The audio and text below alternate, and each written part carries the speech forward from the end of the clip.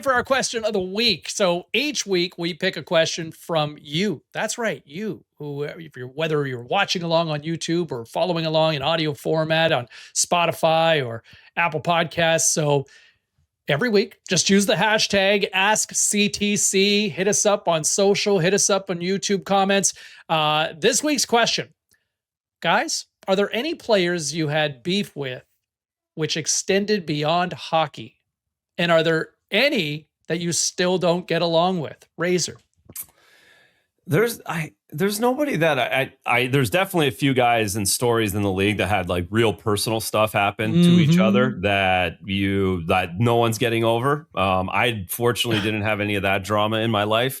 I had a few guys that I hated and thought I would hate forever, but I ended up playing with them and becoming teammates with them, and then became friends with them. The first one's Mike Ribeiro. Mike Ribeiro in the playoffs played Montreal. I hated Mike Ribeiro more than anything in the world. And then I played with him in Dallas, and he's an absolute character and hilarious. Another French guy, exactly the same kind of guy, Alex Burrows, the absolute worst, pain in the ass, asshole on the ice. Go to play with him in Vancouver, and he's the best teammate of all time. So I don't have anybody that.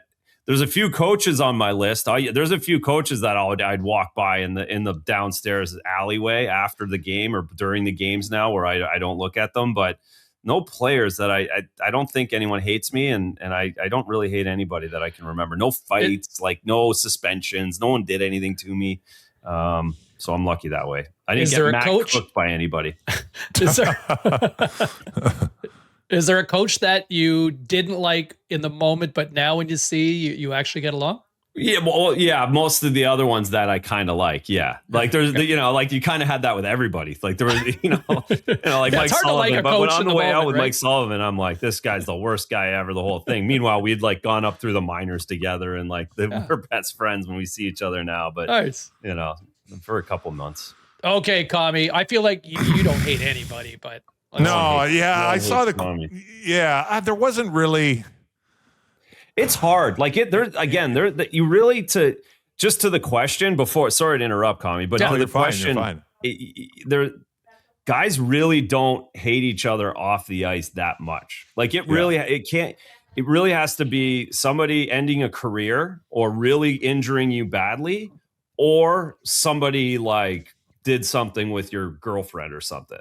Right. Like those are kind of those stories exist. Of course they do. No, those are out there. Yeah. But those are real life. That happens in every other job. The ways you would really hate someone or like see someone at a golf tournament and like walk away. Otherwise, you're gonna have a beer and like laugh about the one night you guys had a fight or something. Yeah, like the one guy I hated on the ice. I hated that Kovalchuk, and I've never met him in person, but I'm sure he's fine. Like there was nothing that. I extended off the ice. I mean, I did have, I like to think that I got along with pretty much everybody that I played with. I did have one thing with one guy when I was in Carolina, but once again, it had nothing to do with on-ice stuff or whatever. It was a misunderstanding where some wives got anyways, it had nothing to do with hockey, and it was a total misunderstanding. There was a few beers involved. I probably said something I shouldn't have, and then he stood up like he should have, and then I lost my marbles a little bit and cut my toe open. But and we ended up playing together for a couple more years. But for one full year, we didn't talk for one full calendar year. Not a word. The only word that was exchanged would be in a D-zone face-off if I was going high or low. That's it. That was other than that, not a word, but there were no, we didn't get into it again. It was just silence. And then. And were you partners on the ice? Well, we were on the same team. Yeah. He was he wasn't my D partner. He wasn't your D partner. Okay. Yeah. But he was my teammate. Yeah. And then, you know what? We finally got to the next year's Hardy, and I was sitting there at one end of the bar. And there were drinks involved. And they were, him and his wife were sitting at the other end, at opposite ends of the bar. And I remember sitting there, and I looked down, and I look at myself in the mirror behind the bar, and I'm like, this is so stupid. So I just yelled at both of them from where I was sitting, and they looked over. I said, enough.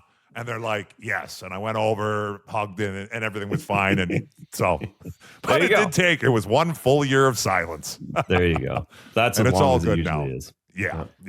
Great story as always. And you know what? The principal mom, I'm sure, would be proud that there you were.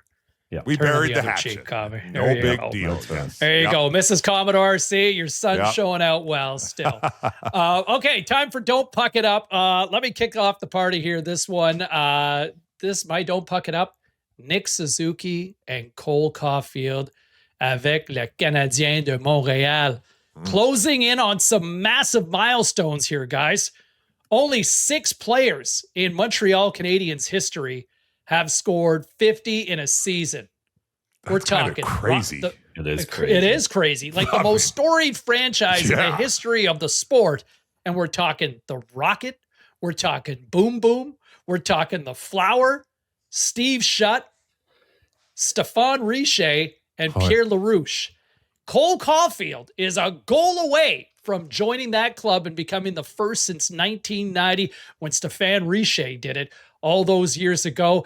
And That's Suzuki, it is crazy. Yeah. And how about this one, Commie? One further, Nick Suzuki, as we record this, sitting with about 95 points. He's looking to become the first Montreal Canadian in 40 years to hit 100 points since Mats Naslund. Only 4 players in the history of the Habs. Mats Naslund. Razors, one of Razors' former favorites. I loved Mats Naslund. We're talking Naslund, Pete Mahovlich, Steve Shutt, and Guy Lafleur. The only other ones who have done that. Crazy. That's crazy. I never would have guessed that. And those guys are never going to pay for a meal ever in Montreal if they get to this number. Nick, Cole, don't puck it up. Make history, buddies. I like that one. I'll go next. Razor, you can finish us off.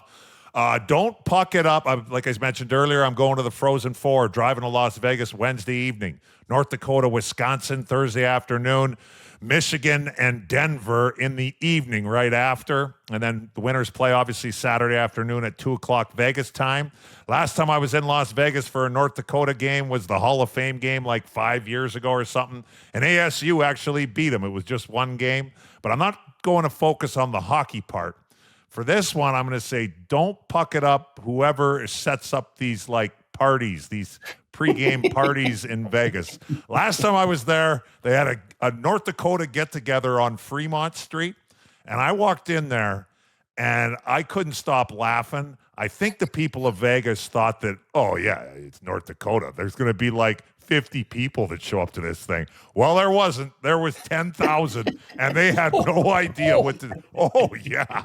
They were scrambling. There's no booze. So now, not only you got North Dakota, you got Wisconsin. I mean, the people of Wisconsin like to drink beers.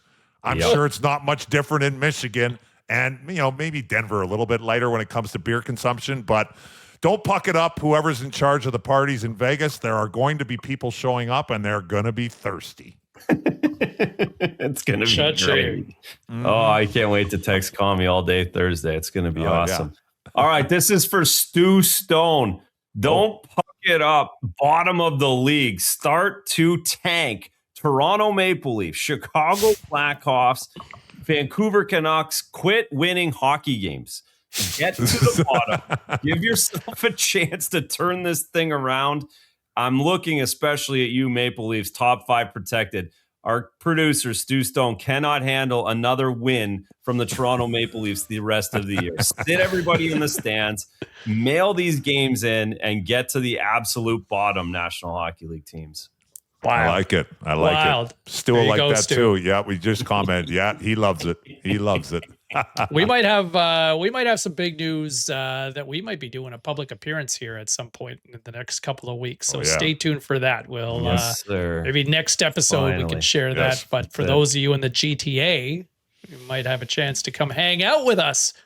Charming. Love, maybe not me so much, but the other two cool cats. They're giving us the go home cue. So just remember to like and subscribe on YouTube for more Clearing the Crease powered by Ozune.net. And follow along on Apple, Spotify, X, Instagram, TikTok. Like and subscribe on YouTube, as I mentioned, because Stanley Cup is wide open. Here we go. It's playoff time, and the clearest route to winning big is to play on Ozune.net. Ozune's got you covered on all props, game lines, futures from now until the Cup final and beyond. Make your power play and score big with Ozune. Well played. And before we get out of here, 10 seconds real quick. Masters prediction. Commie, Razor, give us a quick winner as we say goodbye. Go ahead, Razor. My mic was just muted. DeChambeau. Oh. God, you know what? Honestly, that was going to be my pick, so I'll go a little different. I'm going to, you know what? I don't think it's Rory's got a lot on his plate. I haven't looked into this, though, either, but whatever. At the end of the day, I'm going to go with the Scottsdale resident, another live golfer, John Rahm. John Rambo. I like that one, too. Yep. Let me take the villain, Patrick Reed. Always seems to play well. He's going to be good. There we go. Wow. And on that note, he's Commie, he's Razor, I'm Sapolsky. We'll see you next week. It's playoff time, everybody. Let's go here on the Clearing the Crease podcast, powered by Ozune.net.